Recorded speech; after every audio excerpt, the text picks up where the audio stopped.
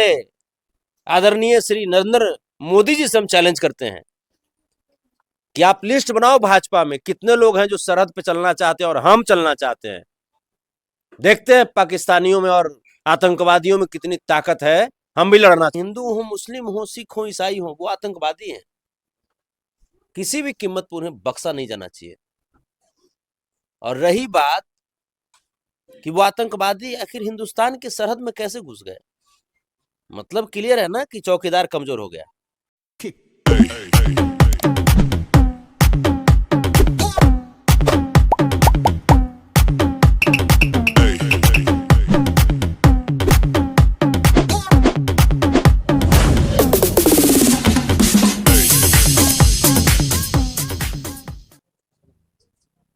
छप्पन इंच का सीना कहते हैं आप, क्या सिकुड़ के 5.6 इंच का हो गया क्या?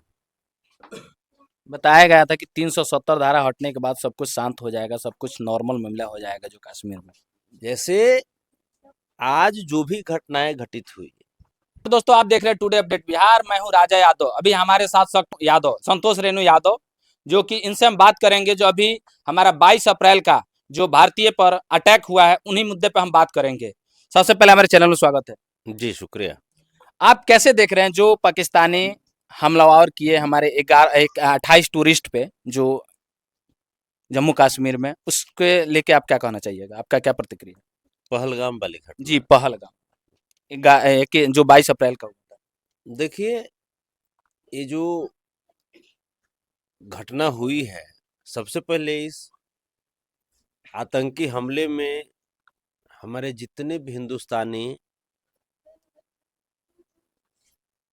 असामयिक हम सब के बीच से बहुत दूर चले गए, उनकी पवित्र आत्मा को हम नमन करते हैं और श्री माधव से प्रार्थना करते हैं कि उनके परिवारजनों को इस दुख की घड़ी में संभलने की ताकत दें। और ये जो घटना है पूरी तरीके से ये बताती है कि हिंदुस्तान की जो इंटेलिजेंस है या हिंदुस्तान की जो तमाम वो जो सरकारी तंत्र है, वो सरकार के दबाव में कुंठित हो चुकी है। आप देखा करते होंगे पहले हमारे सो कॉल्ड 56 इंच के सीना वाले आदरणीय श्री नरेंद्र मोदी जी, वो भाषण जब देते थे तो लगता था कि भाषण के दौरान ही पाकिस्तान को खत्म कर देंगे। लेकिन ये क्या हो रहा है, उसकी नैतिक जिम्मेवारी कौन लेंगे? भाजपा में से कोई लोग हैं जो नैतिक जिम्मेवारी ले सकते हैं?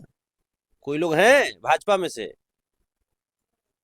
अरे आप लोग कैसे नैतिक जिम्मेवारी लोगे? आप लोग तो मणिपुर में आज तक गए नहीं, आप लोग कैसे नैतिक जिम्मेवारी आप लोग लोगे? नैतिकता के साथ इन लोगों को इस्तीफा दे देना चाहिए, गृह मंत्री जी को, रक्षा मंत्री जी को, प्रधानमंत्री जी को, नैतिकता के साथ। और गोदी मीडिया तो हिंदू मुस्लिम का यहाँ भी एजेंडा लागू कर दी, सेट कर दी थी। वो तो हम धन्यवाद देते हैं जितने भी हमारे मुस्लिम संप्रदाय के मेरे भाई हैं जिन्होंने एकजुटता प्रतिबद्धता दिखाई, क्योंकि सच्चाई है कि वहां पे कोई हिंदू मुस्लिम वाली बात नहीं थी। और जो आतंकवादी थे वो चाहे जो बोलते हैं कि चौकीदार चौकीदार देश का चौकीदार, तो मतलब देश का चौकीदार को बदलने की जरूरत है। अब ये चौकीदार तो कमजोर हो गया। बताइए ना, सीमा हैदर हिंदुस्तान में घुस करके शादी कर ली उस दिन भी। तो अभी आईबी इंटेलिजेंस क्या कर रही थी, सोचने वाली बात है ना, कोई छोटी मोटी घटना तो है नहीं। तो सच्चाई तो है कि जितनी भी सरकारी एजेंसियां हैं, उन एजेंसियों को मोदी जी और भाजपा वाले लोग लालू जी के दरवाजे पे लगा दिए हैं। देखिएगा लालू जी कुछ ये बात तो नहीं बोल रहे हैं, वो बात तो नहीं बोल रहे हैं, और तमाम विपक्षी नेताओं को सिर्फ ये लोग टारगेट पे रखते हैं और उनके खिलाफ सरकारी एजेंसियों को रखते हैं। आज देश की सरहद बहुत बहुत कमजोर हो गई है, बहुत कमजोर। और जब जब भाजपा की सरकार देश की सत्ता में आती है, तब देश हमारा कमजोर हो जाता है, देश की सरहद कमजोर हो जाती है। आप याद कीजिए ना, जितनी भी जो घटनाएं हुई, कुछ दिन पहले पुलवामा हमला जो हुआ था, पुलवामा हमला, उसका भी अभी तक जांच नहीं आया। जांच अभी नहीं आया। पुलवामा हमला किनके सरकार में हुआ? बीजेपी की सरकार में हुई। पार्लियामेंट पे अटैक किनके सरकार में हुआ? बीजेपी की सरकार में हुई। तो ये क्या कर रहे हो आप लोग? ये जो खुद को सोकॉल्ड चाणक्य बोलते थे अमित शाह जी, क्या बुद्धि फेल हो गई? बुद्धि खत्म हो गई? तो खत्म हो गई तो दूसरे को दो ना जगह, दूसरे लोग देश की सुरक्षा करेंगे। और हम तो चैलेंज करते हैं भाजपाइयों से, हम 56 इंच चाहते हैं। चलो, कितने भाजपा के नेता तैयार होगा? सब पोल्ट्री फार्म वाला मुर्गी या मुर्गा खा करके सब मोटा हो गया, ये सब कुछ टिकेगा है? सब बिलायती दूध पी करके लंबा लंबा हो गया है, बिलायती दूध पिए वाला टकराएगा है? अरे भर्ती करो, अही रेजिमेंट बनाओ ना, बनाओ अही रेजिमेंट, देखो कैसे आतंकवादी का हालत खराब होता है? अही रेजिमेंट बनेबे नहीं करोगे, सम्मान देवे नहीं करोगे, तो कैसे देश सुरक्षित होगा? देश की सुरक्षा, इस दुनिया की सुरक्षा अहीनों ने की है।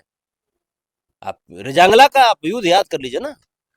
तो अही रेजिमेंट बनाओ, अभी भी बनाओ। मैं कह रहा हूं, अगर देश की सरहद को महफूज करनी है तो अहीरों को सरहद पे भेजना होगा, किसी भी लेवल पे, किसी भी कीमत पे। ये सिर्फ बतौलेबाजी करने से नहीं होगा। बनाओ वही रेजिमेंट, और देखना चाहते हैं कि किस दुश्मन में, किस आतंकवादी में कितनी ताकत है। घर में घुस करके धूरी धूरी ना उड़ा देंगे हम लोग। कहीं ना कहीं अमित शाह और नरेंद्र मोदी को रिजाइन कर देना चाहिए। बिल्कुल उनसे बिल्कुल। देश अगर नहीं संभल रहा है तो बिल्कुल इसमें 3 व्यक्ति का इस्तीफा तो बिल्कुल ही चाहिए। नरेंद्र मोदी जी का, गृह मंत्री जी का, अमित शाह जी का, और रक्षा मंत्री राजनाथ सिंह जी का। ये 3 व्यक्ति को नैतिकता के आधार पर इस्तीफा दे देना चाहिए। लेकिन ये लोग के आंख में पानी है कहां? पानी तो खत्म हो गया। यही सब चीजें हैं। लोग बस हम यही कहते हैं कि जिस प्रकार से सब पूरा देश एकजुट इस बार हुए हैं, और इस बार क्या हमेशा होते हैं, ऐसे ही देश की खूबसूरती को बनाए रखिएगा। हिंदू मुस्लिम सिख ईसाई आपस में सब भाई भाई, ये हमारी पहचान है, और इस पहचान को हम नहीं खो सकते।